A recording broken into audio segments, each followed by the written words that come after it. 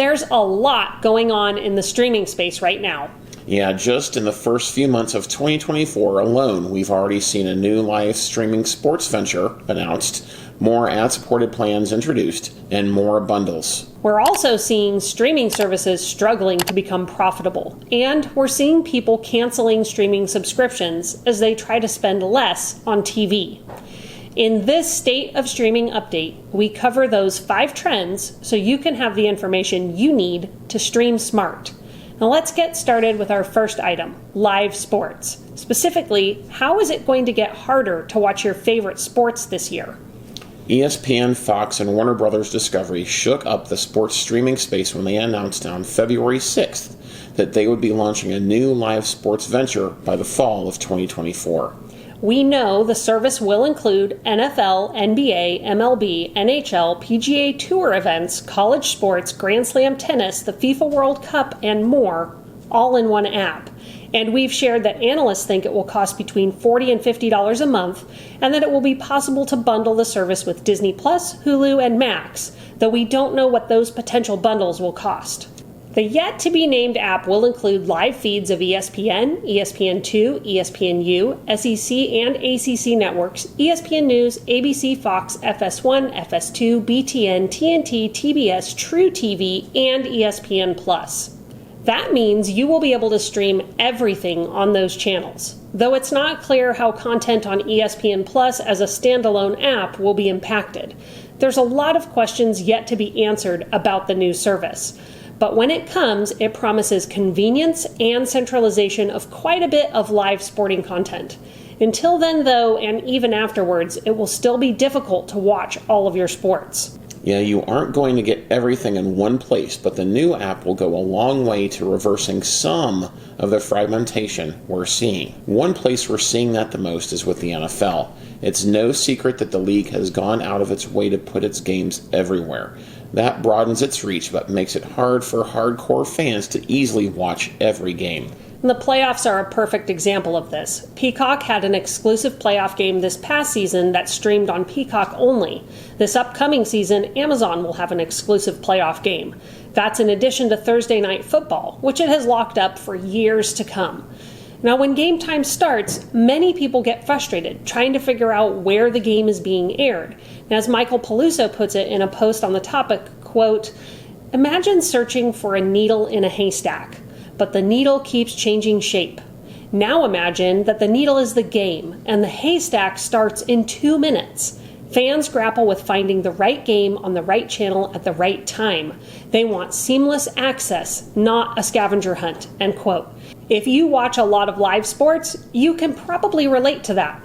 As live sports have moved from cable and satellite to streaming services, watching your team's games has become easier and cheaper for some, and more complicated and expensive for others. And as sports go, so does the rest of streaming. Don't forget that 93 of the most watched 100 broadcasts in 2023 were NFL games. As this chart from the Wall Street Journal shows, the new sports venture would cover 100% of nationally broadcast NBA and NHL games and nearly 100% of MLB national broadcasts, but only about 60% of college sports and less than 50% of nationally broadcast NFL games. If you want everything, you'd have to add in additional subscriptions to other services, which gets pricey. And if you wanted regional broadcasts, you'd pay even more for a live service with RSNs. So before sports gets easier to follow, it's going to get harder. Many streamers want the convenience of being able to get all their favorite shows and sports in one app. And that's our next trend, bundling. Media companies know that people want convenience, and they're working on bundles behind the scenes to try to provide it. Small channel bundles offered directly to consumers, like the new sports streaming venture, are attractive to people who don't have cable or want a true cable alternative. Bundles are increasing across the streaming space. A Leichtman research report found that channel bundles distributed via streaming were the only segment of the pay TV industry that saw gains in 2023. That report also suggested that the next evolution of the cable bundle is coming and pointed to the new sports venture as an example of how channel owners could begin packaging networks with networks from other media companies in smaller channel bundles that cost less than a regular cable plan and which are offered directly to consumers. Yeah, it seems like the companies that ripped apart the traditional cable bundle to chase the likes of Netflix, so think Paramount Plus, Peacock, and Disney Plus, are now trying to reassemble that old model. It's not the true a la carte service that we'd like to see offered in the streaming space, but small bundles do move us closer to that kind of marketplace.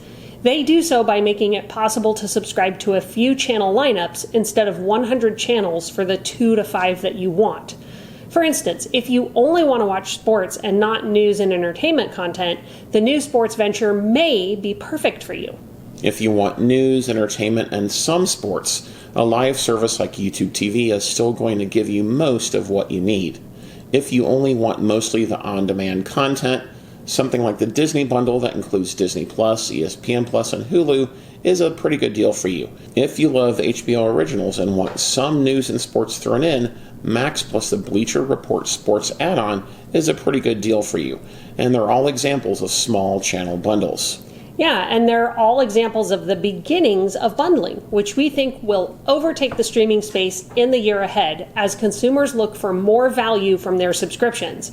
But they're also a way that streamers struggling to become profitable might be able to stay afloat. And that's our third trend, the struggle for profitability. It's really a two-pronged problem. Traditional cable and broadcast TV is in decline as they bleed ad revenue, and streaming is still unprofitable for the majority of streamers. The same media companies losing revenue on linear networks are paying boatloads of cash to prop up streaming services that are still losing money. It's a lose-lose situation for mega companies like Paramount and Comcast, which owns NBC Universal.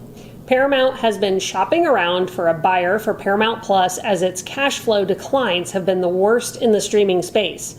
But it's not alone. Netflix and Warner Bros. Discovery are the only streamers that aren't losing money, and WBD is just barely profitable. From Sling to Paramount Plus and Peacock, we expect more shakeups this year. As they all compete to become profitable, they really need two things: more revenue and subscribers. The main way streamers are seeking revenue is through ad-supported plans and password-sharing crackdowns. After seeing Netflix's crackdown generate a ton of money for them, Disney and Max are both instituting similar crackdowns on password sharing. And they've all introduced ad-supported plans, which is our fourth trend. Ad-supported plans are now the norm. Amazon Prime Video was the latest to introduce ads to its streaming service. If you want to watch Prime Video ad-free, you'll have to pay an extra $2.99 a month for it at time of recording. This follows recent moves by Disney, Netflix, Max, and Peacock, who all have raised the price of their ad-free plans. Ad-supported plans make streamers more money, so they can charge consumers less for them. And Apple TV Plus may also now be exploring an ad-supported plan, as it hired advertising executive Lauren Fry to help it build out a video advertising business. This is actually a move across the board at Apple, which has also introduced ads to the App Store and is reportedly thinking about adding ads to maps, books, and podcasts. And it has already run ads in the MLB games it shows, and it's reportedly building an ad network around the Major League Soccer games it shows on Apple TV Plus. Just remember, ad plans make streaming services more money than non-ad plans, and they can help them grow their subscriber base. So we should expect to see more of this throughout 2024. Yeah, and it leads us to our fifth trend. Subscribers are canceling streaming plans. People are canceling streaming subscriptions en masse. Services are scrambling to try to curb that. A report from Antenna found that about 30% of all streaming subscriptions were resubscriptions, so people who had subscribed in the past and canceled, subscribing again.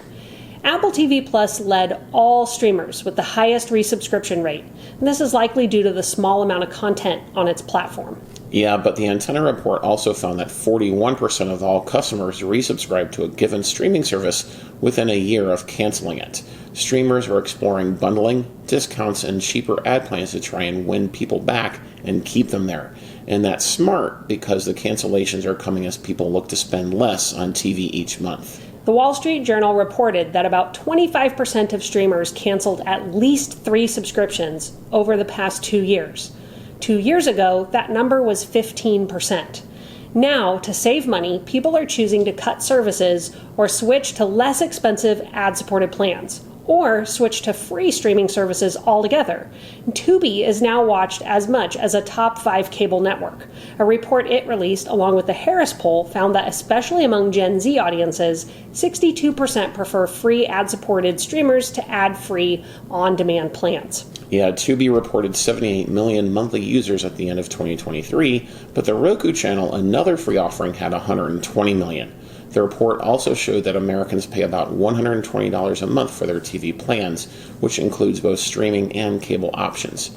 At that price tag, people are actively looking to switch to free ad-supported plans. Yeah, 50% of poll respondents said they would rather have a free ad-supported account of their own than share a paid streaming account with someone else. And that's critical to keep in mind as services crack down on password sharing. Yeah, we can expect to see more movement towards fast channels and more people shift from premium ad-free plans to cheaper ad-supported options. It's just one of the trends we will keep watching and reporting on here on the Frugal Rolls YouTube channel and in our live streams, which air on Fridays at noon Central. What's the biggest change you see across the streaming space? Are you canceling premium plans in favor of ad-supported ones? Let us know in the comments below. And if you haven't already, don't forget to like, subscribe, and turn on notifications so you can get all our latest news and reviews when they drop. Thanks for watching, and we'll see you in our next video.